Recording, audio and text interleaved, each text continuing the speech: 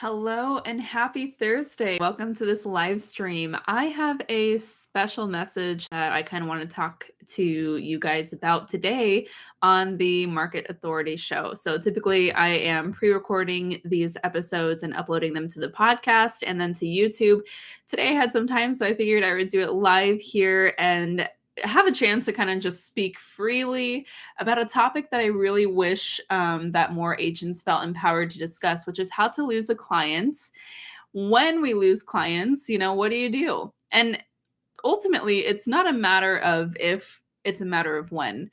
And so I just think that there is a lot of fear around talking about what it's really like to lose a client when you are a real estate agent. Obviously, we are 100% commission based.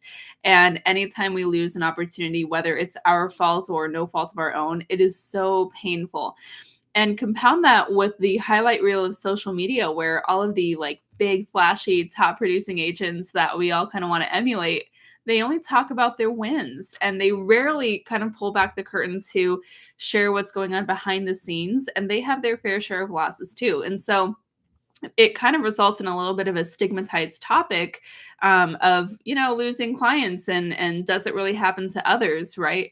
I'm here to tell you it does. The typical conversion rates that we see in the industry is 40% for listing opportunities, meaning you will probably get about less than half of the listing opportunities that you interview on. That's even the best listing agents out there. They tend to close at 40%. And then even for buyer leads, if you get a really solid referral, on average, like the best you're going to close with those is around 65%. And so, as I say, it's not really a matter of if it's going to happen, it's a matter of when. And it still happens to us, to be totally frank. Bryce and I, my husband, we are a small but mighty duo here in the Phoenix area. We've been selling homes for going on 7 years now. And from time to time, we still drop the ball. And sometimes we are not given a second chance. And it just actually happened to us a little while ago, which is why this topic came up. I was talking to the agents in the Market Authority Academy, which is our signature mentorship program. All the links for that are below if you are looking for coaching and support. But I was talking to the agents in the program. We have like over 150 agents in there. And a lot of them have had some losses because that's just kind of what comes with it. You get some wins, you get some losses, and hopefully you even out right where you want to be in this business. And I was talking to one of the agents and she said, I just feel like I'm not doing anything right because I have not had a lot of listing opportunities, but of the ones I have had, I've only gotten 2 of the listings. And I said, well, how many listing appointments have you gone on? And she said, well, I've literally only gone on 4 listing appointments in the last month or so. And I said, well, then you're right in line with where you need to be. The problem isn't necessarily the conversion because even the best listing agents out there, as I mentioned, are only going to get less than half of the opportunities they go on. So the question is really, how do we get more, right? And so that's why I just wanted to talk about this topic. I wanted to make some space to share an episode of the Market Authority Show about what it's like to lose a client, some of the ways that it might happen, and how we can actually turn that into a productive lesson for our business. Okay, so if you're into that kind of thing, be sure to hit subscribe to this channel. I love doing these live broadcasts and having a little bit more of a chatty conversation with you guys here, and that's what we're going to be doing today. Now, I want to make one really clear distinction. I'm talking about lost clients, right? So like if we had a client who was pretty committed or we thought it was a sure thing, like when we lose those opportunities, that hurts. And that does happen. And that's what I'm going to be talking about today. I am not talking about clients who have a significant objection, right? Like an actual valid objection. And I think that this is an important distinction to make because an objection is not really a no. So you might have buyers this year who decided to take a break and take a step back from a difficult seller's market. That is an objection. That is not a no. It might be a not right now, but it's not a I'm firing you situation. Okay. Now, a lot of times in real estate, we feel we feel an objection, right? We might hear words like, "Oh, I'm not able to afford to buy right now without having even gone through the pre-qualification process," or "I don't want to compete in the seller's market," or "I don't want to overpay for a home," or "I'm afraid to list my home because I don't want to have to be worried about where I'm going next in the buy side of that, right? That's an objection, and that is a sales skill that we can overcome. Those are scripting and objection handling role plays that we need to be doing to sharpen those skills as a real estate agent. So, if you have had any of those what feel like no's but are really objections, I want to challenge you first to decide whether or not that was truly a no and if that is a deal that you can salvage. Because a lot of times, even when we get a not right now, we're still able to close that deal just maybe a little further down the line. So I just want to kind of put that in a pin and set that aside. What I'm talking about is you get the commitment, you get a client, you have a consultation, all systems are go, and I don't know, maybe they end up being dissatisfied with your service or your communication, or something else completely happens to where they decide that we are no longer the right fit for them. That stuff happens, and some of our very worst client experiences have been a result of exactly that. It has not happened often to us, but when it does happen, it hurts like hell. And I challenge any real estate agent to say they haven't had that happen. You either haven't been in the business long enough or you are not counting properly, my friend, because it will happen if it has not yet. So here's how we are going to make this a productive experience, okay? Because at the end of the day, crappy stuff happens, and the only thing that we can control is how we are going to respond from that. And that's really the question, because we can allow this experience to set us back, to put us in a foul mood, to totally fall off track with our prospecting and marketing, only to get back up a month from now, 2 months from now, and realize we have just let that time pass by without still growing our business. Or we can say, what can I learn from this? How can I improve? And how can I turn this into a skill building experience that will allow me to make even more opportunities down the road? Because that's what it really comes down to. That's where we want to be. So, how are we going to, as I say, get out of that why do I suck? Why do they suck cycle? Well, number one, I want to just let you know it's okay to cry or be pissed or feel shame when you get fired or when this kind of situation happens. Okay. It really does hurt, especially when it feels really personal, and especially in a 100% commission business where that is an opportunity that no longer comes to your household, right?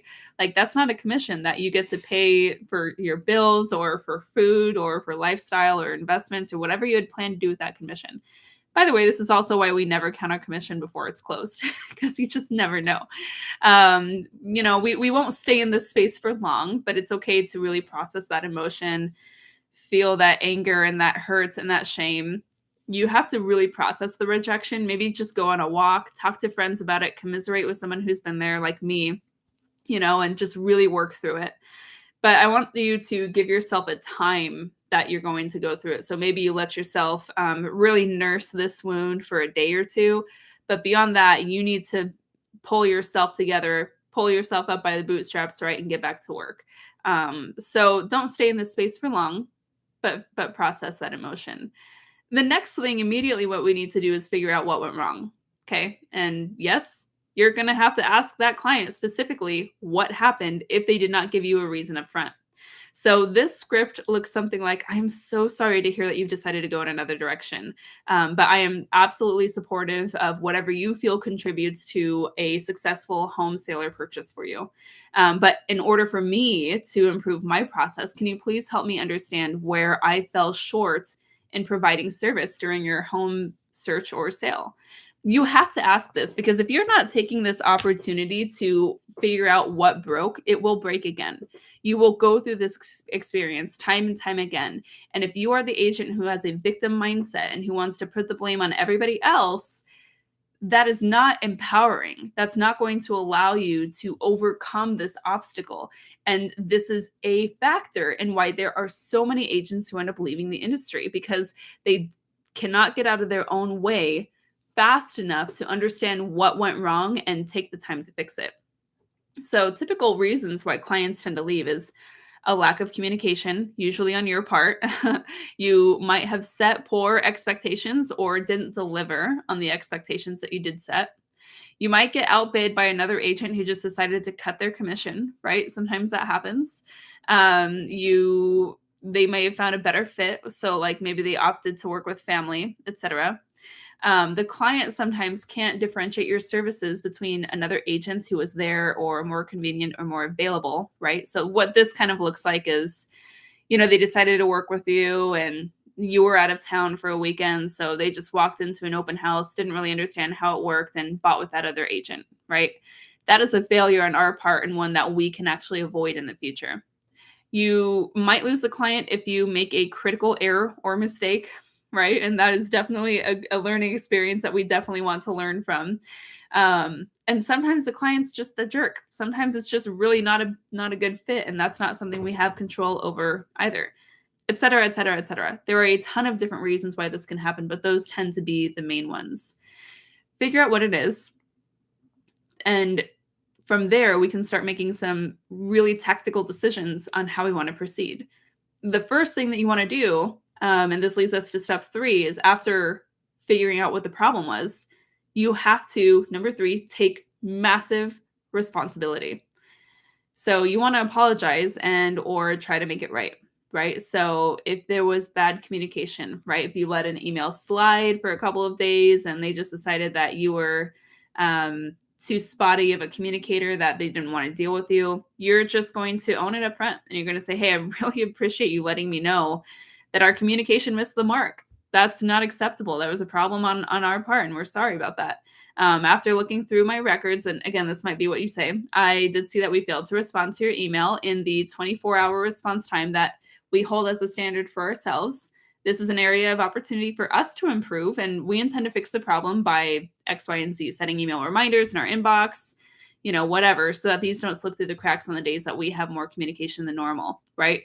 So you are acknowledging that something broke, and then you are taking responsibility by saying, here's what we're going to do to fix it in the future.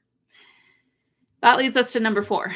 If communication is still cordial, okay, so if they're not telling you to F off, giving you the finger or whatever crazy, something like that, that's literally happened to us too. You can take this one last attempt to save the deal, and you probably should, right? So you've taken responsibility, you're kind of kicking the dust a little bit, and you say, with this commitment to doing better in mind, if you would like to continue to try working with me, I would love that. But if not, I totally understand, as I did drop the ball in communication.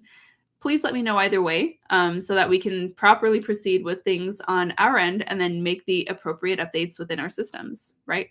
So you're just very non-aggressively saying, listen, we're going to fix this. I'm appreciative of the moment to make it right. Would you reconsider? And maybe they will, maybe they will say, you know what, that is a really stand-up thing to do. This agent operates with integrity. I'm going to give them a second chance. And they might. They might say no, and they might decide to continue moving on with somebody else. But at the very least, at least you tried to salvage the deal. From there, you want to make sure that you're making the proper changes to your systems to avoid failing the same way a second time. This is the biggest thing. Okay. So regardless of what happens, you cannot fail the same way twice, because that is what contributes to a poor reputation. That is definitely something that you want to avoid at all costs. So meet with whoever is involved with the breakdown. So if the assistant that you were working with just didn't get it done, or something happened on the transaction coordinator side, whatever happened, whoever else might have been involved at that point, you need to meet with them. You need to decide together how you will fix it and avoid that in the future. Now, from here, you might be done. You have corrected the problem, and you are moving forward and hopefully finding new clients and avoiding those issues in the future. But if the situation really left amicably and everyone was just very happy, but still left on, obviously not happy, but amicable, there were still pleasantries, but you did ultimately decide to part ways and the client found another agent. At that point, you might want to just schedule an outreach 30 to 45 days from now. And you might want to say something. I would just set a simple task reminder in my CRM at this point, and just send them a quick text and say, hey, I really hope that you've been well. I was just thinking about you. Last we spoke, you went in a different direction or paused your search, or, whatever the situation was. And I would say, is that still the case? Is there any way that I can assist you on your home search journey or your home sale journey if they haven't sold yet?